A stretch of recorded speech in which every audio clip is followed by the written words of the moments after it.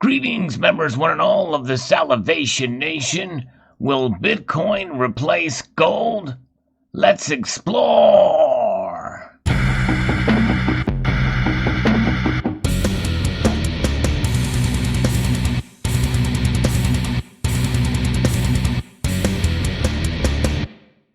Yes, Bitcoin has been on a tear lately. It is up quite tremendously. It is now very close, within reach of its all-time high, over $19,000 per Bitcoin. It's about 18,000 and change nowadays. So therefore, you're seeing a lot of articles bullish on Bitcoin, and this has been brought up again here, this time from an asset manager, the world's largest, BlackRock. Chief Investment Officer says Bitcoin could replace gold to a large extent. Let's see exactly what he's talking about here.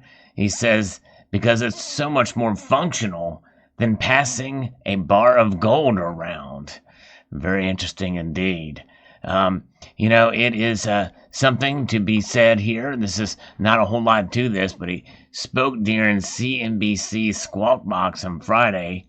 BlackRock CIO of fixed income Rick Ryder responded to a question asking if governments might try and regulate Bitcoin if the price keeps rallying. I think cryptocurrency is here to stay. I think it is durable, he says. Alongside central banks developing digital currencies, millennials respectively, to technology and cryptocurrency is real. Digital payment systems is real, Ryder said. Do I think it's a durable mechanism that could take the place of gold to a large extent? Yeah, I do, because it's so much more functional than passing a bar of gold around, Ryder said. And that really is the key. Here at press time, Bitcoin was up at $18,550.01. It was up 2.75%. The CIO balanced that by saying he's not particularly a Bitcoin bull and doesn't include it much in business and corporate portfolios. However, further, it's not clear if Bitcoin is worth its current price, over $18,000 price. But when we saw Bitcoin get that high before, in fact, we're down to slightly a little bit now. We see it's at $18,591 now.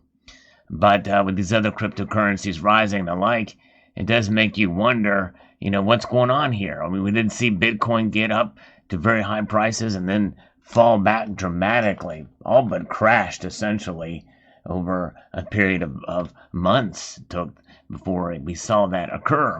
And now it's getting back to its highs again. I think one thing for sure that we can take from this, and I do agree with him on, is that the world of digital currencies is here to stay. And the technology behind it, the blockchain, or some sort of ledger, digital ledger system, Hashgraph being another one. I'm sure there will be others that will come out. That is the future, for sure. In fact, it's been here for a long time, long before Bitcoin ever made its way into the sphere, really, of the cryptosphere, per se, because really what is a cryptocurrency is something that has some sort of security behind it that protects the ledger. But before we had Bitcoin, well, we use credit cards. Every time you use a credit card, that's a digital transaction of dollars moving in and out, or a debit card. These are digital dollars, and a lot of people, more an increasing number of people, are using digital versions of the currencies from the nations that they reside. They say Sweden is probably the most cashless nation in the world. Well, yes, indeed, many of the Norwegian countries are. And moving into those areas, this is something that we're going to see more and more of as time goes on. The era of cash is narrowing, but it's something about the untraceability of cash. And in fact, a recent survey has noted that there are people in Generation Z and some younger millennials who actually are using more and more cash these days. And the anonymity of it is something that is a novel idea these days. But it's kind of nice to be able to just pay for something in cash. It's simple, and it's easy to do, especially in the marketplace. But obviously, if you're buying something on the internet, well, you are engaging in a digital transaction. But nonetheless, that's about as much as I agree with this person on, from a Squawk Box. But this article was very short. But when you take a look at it, what Bitcoin is it is a unit of exchange. It is money in a sense. More and more places are accepting it for transactions, and the anonymity of it is one of the revealing factors or the appealing factors of it. But you're not totally anonymous when you use Bitcoin, because anytime there's a ledger system, it is being tracked. Obviously, every transaction is tracked to one level or another. And they say it is hack proof, and that very well, the Titanic was thought to be sink proof as well. They learned the hard way. Has there been a Titanic moment yet with Bitcoin? Not necessarily with Bitcoin itself, maybe for some of the exchanges, and that's just it. There's a lot of complexity with these transactions with Bitcoin and the like, and unless you have a hardware wallet, you really don't know exactly what's going to happen. Even if you have a hardware wallet, you have to keep track of it. You got to know how to get in it. You got to have the password to get through it. These passwords and things like that, once they're gone, they're gone. And sometimes that security can be a detriment, that level of security. If you don't know your password, there's, from what I understand, many ways there's no way to recover it. For each of those, and again, there's a lot to it. I don't really there's a lot to know about Bitcoin and cryptocurrencies in general, and there's so many of them out there, and many of them have forked out, as well. We've seen that with Bitcoin Cash and the like, and where will this end? What will be the standard bearer? Well, it appears Bitcoin is the one that is performing the best out of them all. But alternative coins are everywhere, and transactions and the like, and more than likely, you will see, and we have seen, as is many cases with ICOs and the like. I've even covered them on this channel a while ago to some degree, but there's risk involved with those types of things because, they are looking to break out. And what do? They do it by marrying precious metals with the blockchain or some sort of ledger system. A cryptocurrency that is backed by gold or silver or both. And, we're seeing examples of that as well by some of the major mints out there and the like. And I think that there's one way to be able to transact utilizing the best of both worlds with the ease of technology, but also the security of knowing that there is the physical to back it up. And you can hopefully be able to get the physical if you want to, quote, cash out, so to speak. And that is where gold will never die as a form of money and as a replacement. There's no way to replace gold. It is so unique, and so historically valuable that no digital anything will be able to replace the actual gold bar itself, or gold coin, or even silver bar, silver coin, the irreplaceable. They say that Bitcoin is limited to 2.1 million coins. Well, who put that number there? And how can that be enforced? Apparently, they have mechanisms in place to be able to do that to a degree. But you know what? One thing is, as far as Bitcoin, is that is a man-made limitation created by man in the algorithm or in whatever the code is for Bitcoin to not go beyond that number of coins. Well, gold's limit is completely and utterly natural. The only one who can limit it is God, who created the earth, who created gold that came to the earth one way or the other, however you believe it it came here, whether from the stars or from within the ground, or what have you, or both. But make no mistake, there's a limited supply of it in man's reach. And that is something that will always make gold valuable and rare. I will go refer back to the article here, and it is noted here that it is so much more functional than passing a bar of gold around. That is, what about $100 bill? I would ask that question. I would say that, a digital transaction is much easier than passing a $100 bill around as well, too.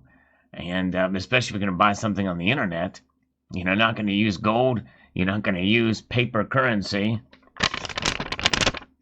or a coin to transact. You're going to use a complete digital transaction. In fact, many of us in the community, we buy our gold and silver utilizing those digital transactions most of the time. But that does not mean that there's a bar of gold. It's liquidity because of the weight of the bar, or carrying around any kind of coin or what have you, does not make it irrelevant. In fact, I would argue and say, as I've said many times, that gold and silver, just like many other things in life that are constant, so is gold and silver. They will surpass. They will survive beyond technological advances and beyond empires, epochs, and currency systems, digital or otherwise. They will survive this no matter what. And you know what? One thing's for sure, a bar of gold does not rely on electricity. It does not rely on any kind of crypto security. It is secure in and of itself.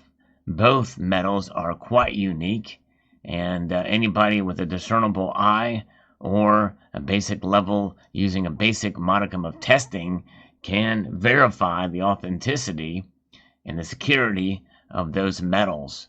And so make no mistake, they will not be replaced. Bitcoin will not replace gold. And I'm not against cryptocurrencies by any stretch of the imagination, but I believe they can coexist. In fact, they can work off of each other or be mutually beneficial to each other if done correctly. Technology is an amazing thing, and it is something that will certainly enhance. Watched a episode, here's an excellent example, I believe, that illustrates this point. If you've ever seen the made-for-television series Fargo, they're in season 3. The antagonist, a British fellow with quite rotten teeth, I might add, was the antagonist. And the victim was a millionaire who had been taken advantage of and bribed and basically forced to work and funnel money through this company. Got fed up at the end. And he found an opportunity to take the gun from one of the individual's hands who was nearby that was forcing him to sign a bunch of papers. He got the gun out and told everyone to stand back. He was one man with a gun, and there were people surrounding him with guns that were on the mob side. And they all had their guns pointed, thinking this guy could get away with having this pistol against a bunch of automatic weapons and the like. Well, the antagonist was not worried at all. In his calm nature, he said, "Technology is an amazing thing," as I paraphrase through this story. And just like the technology that we see in so many things in life today, it also can be applied with a fingerprint scanner or detector on the weapon itself, so that only the owner of that gun can fire the weapon, rendering him completely useless with that weapon because of technology. But make no mistake, that technology only enhanced the security of the gun, did not take away from the gun's use, and just has to be in the owner's hands. Well, in the same way, gold, really, we're seeing it in many, many cases today. where technology is being used to help authenticate gold and to bring it back, including the most advanced features from the Royal Canadian Mint to where each gold coin can be identified from which the die it was struck. And it's called DNA. Essentially, it's gold DNA technology. If you have the application, you can verify the gold down to which die it was struck. And the same thing with all these security features, such as you see on the new Britannia. The gold Britannias and silver Britannias have special features to be able to help verify them.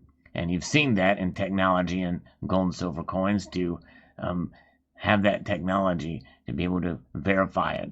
Same thing, you were seeing many cases out there where gold and silver are backing cryptocurrencies, although one has not really gone yet to take off to be ahead of the other pack, so to speak. But you're seeing major mints around the world utilize ledger-based blockchain technology and the like, and ways to be able to store your gold and silver utilizing these technologies, and to buy gold and silver utilizing these technologies.